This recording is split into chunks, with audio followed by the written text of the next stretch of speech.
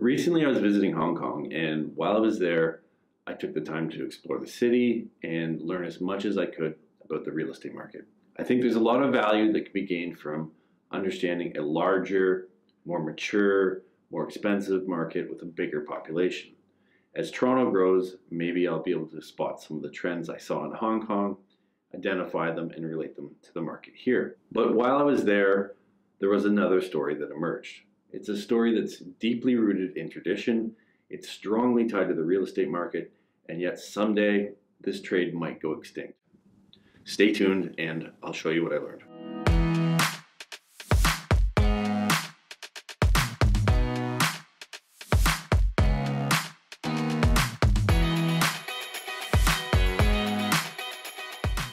The Hong Kong skyline is well known for its high-rise glass, steel, and concrete structures. But the bamboo structures that have helped build the city are still very recognizable and have played an historic role in the construction process of almost every building in Hong Kong, from some of its oldest to modern high-rise.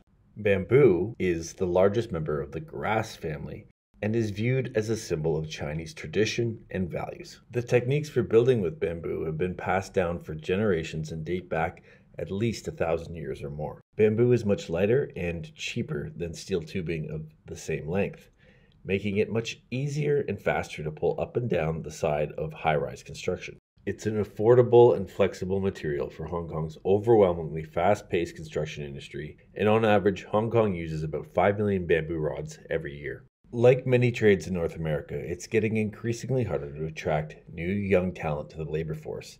It's even more difficult when the future of the trade seems to be in question. Bamboo scaffolding has now been banned in mainland China, and Hong Kong remains one of the few places where official training and schooling still exists in the bamboo scaffolding trade.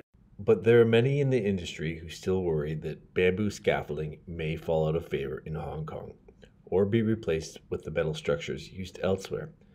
And despite it still being widely popular, I did notice several of the new building sites in Hong Kong have already transitioned to metal scaffolding.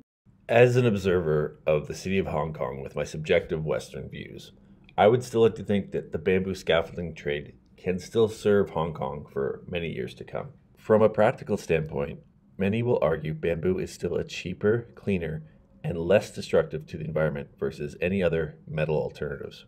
In a modern city like Hong Kong that's growing and changing at a pace that seems to have no limitations and no end in sight, the idea of using a building material that comes directly from the earth and can't be simply reproduced in a factory, in my opinion, has some very charming values.